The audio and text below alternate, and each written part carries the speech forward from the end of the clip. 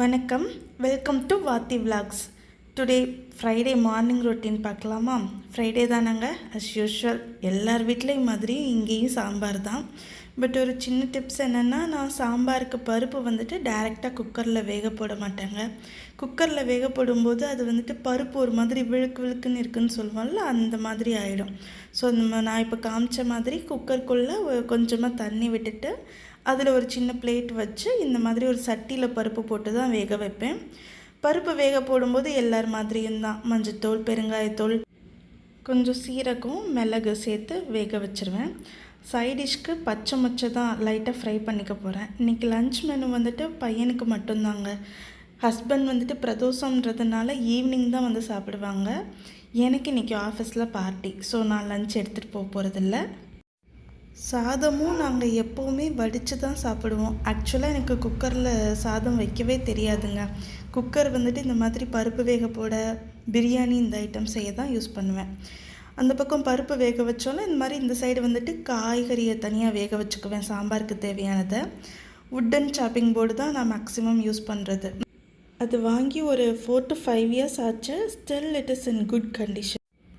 அப்புறம் இது பசும்பால் தூக்குச்சட்டியில் தான் வாங்குவோம். வாங்கிட்டு பால் சட்டியில் காய்ச்சிட்டு அகைன் இதை தூக்குச்சட்டியில் மாற்றி நான் ஃப்ரிட்ஜில் வச்சுடுவேங்க.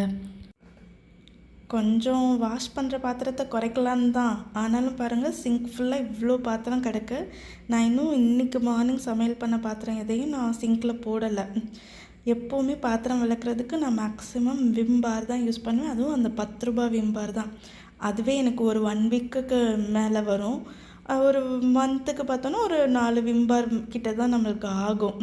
வேறு எனக்கு இந்த விம் லிக்விட் அந்த ஸ்மெல் எல்லாமே அவ்வளோ பிடிக்க மாட்டேங்குதுங்க. அதனால் விம் பார் தான். சாம்பாருக்கு காய்கறி வேக போடும்போதே நான் சாம்பார் தூளுமே போட்டுருவேன். இன்றைக்கி வீடியோ எடுக்கிற கன்ஃபியூஷனில் அதை நான் விட்டுட்டேன். சாம்பாருக்கு பருப்பு வெந்துருச்சா அப்படின்னு சொல்லிட்டு குக்கரை ஓப்பன் பண்ணி பார்த்துட்டு, பருப்பு கொஞ்சம் வேகாத மாதிரி தெரிஞ்சிச்சு அப்படின்னு சொன்னால் அந்த மத்து இல்லைன்னா கரண்டிலே நம்ம கடைஞ்சோம் அப்படின்னா கரெக்டாக வந்துடும். இன்றைக்கி எனக்கு பருப்பு கொஞ்சம் பரவாயில்லங்க, நல்லாவே வெந்திருந்துச்சு. நல்லா கரண்டியில் கடைஞ்சிட்டு மட்டும் நான் அந்த காய்கறி வேகிறதோட இந்த பருப்பையும் சேர்த்துக்கிடுவேன். இதுக்கப்புறமா இன்றைக்கி நான் சாம்பார் தூள் சேர்த்தேன். ஸோ கூட கொஞ்சம் நேரம் கொதிக்கிற மாதிரி ஆயிடுச்சு. இல்லைனா முன்னாடியே நம்ம சாம்பார் தூள் சேர்த்துட்டோம் அப்படின்னு சொன்னால் பருப்பு வேகிறதுக்கும் இந்த சைடு இது காய்கறிகள் ரெடி ஆகிறதுக்கும் கரெக்டாகவே ஆகிடும். லாஸ்ட்டாக புளி கரைச்சி ஊற்றிட்டு சாம்பாருக்கு தாளிப்பு சேர்த்துட்டோன்னா ஃபினிஷ்டுங்க.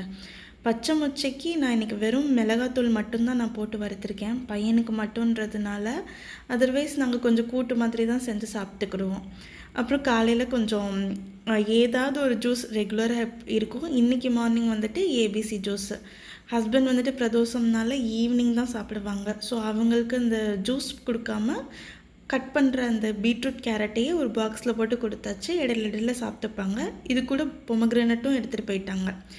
எனக்கும் பையனுக்கும் மட்டும் ஜூஸ் மாதிரி போட்டுக்கிட்டோம். ஸோ ஒரு பீட்ரூட்டே ஹாஃபாக கட் பண்ணி அவங்களுக்கு பாதி, எங்கள் 2 பேருக்கும் பாதி. Apple, carrot as usual. இது வீக்கெண்ட்லலாம் ரெடி பண்ணி வைக்கிறதில்ல. அப்பப்போ எங்களுக்கு தோணும்போது என்ன ஜூஸ் குடிக்கணுமோ ஃப்ரெஷ்ஷாகவே நாங்கள் ரெடி பண்ணி குடிச்சிக்கிறது. எனக்கு மார்னிங் குக்கிங்க்கு ஹஸ்பண்ட் கொஞ்சம் ஹெல்ப் பண்ணுவாங்க. பையனுமே அவனாகவே கிளம்பிப்பான். ஸோ எனக்கு டைம் இருக்கிறதுனால நான் இதெல்லாமே பண்ணிக்கிறேன். பையனுக்கு ஜூஸ் கொடுத்தது போக எனக்கு ஒரு பெரிய கிளாஸ் அளவுக்கே ஜூஸ் இருந்துச்சுங்க. அப்புறம் இன்றைக்கி லன்ச் மெனு இது தான். ஒயிட் ரைஸு, சாதம் ஈவினிங் ஹஸ்பண்ட் வந்து சாப்பிட்றதுக்கும் சேர்த்து தாங்க வச்சுருக்கேன். பையனுக்கு பேக் பண்ணது போக மிச்சம் இருக்கிற சாம்பார், அந்த பச்சை மொச்சை கூட்டுங்க. சிங்க் ஸ்ட்ரெயினர் வந்துட்டு நான் எனக்கு ரொம்ப யூஸ்ஃபுல்லாக இருக்குதுன்னு சொல்லியிருந்தேன்ல, எவ்வளோ டஸ்ட் அதில் சேர்ந்துருக்குன்னு பாருங்கள். அப்படியே எடுத்து நான் குப்பையில் போட்டுருவேன், அவ்வளோதான்.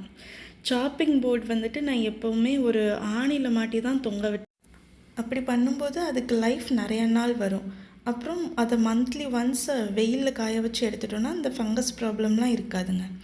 அவ்வளோதான். எல்லா வேலையும் முடித்து கிச்சனையும் க்ளீன் பண்ணிவிட்டு ஆஃபீஸ் கிளம்பிட வேண்டியதான். நான் ஆல்ரெடி சொன்ன மாதிரி எல்லா வேலையும் நான் முடிச்சுட்டு ஆஃபீஸ் கிளம்புனேன்னா தான் எனக்கு ஆஃபீஸ்லேயும் ரிலாக்ஸ்டாக ஒர்க் ஓடும். ஈவினிங் வந்து நான் கொஞ்சம் ஃப்ரீயாக இருக்க முடியும். இன்றைக்கி ஆஃபீஸ்க்கு கிளம்புன வீடியோலாம் எடுக்க முடியலைங்க. எப்போ ரொம்ப வேலை கம்மின்னு நினைக்கிறேனோ அப்போ தான் எக்ஸ்ட்ரீம் லேட் ஆயிடுது. பாய்.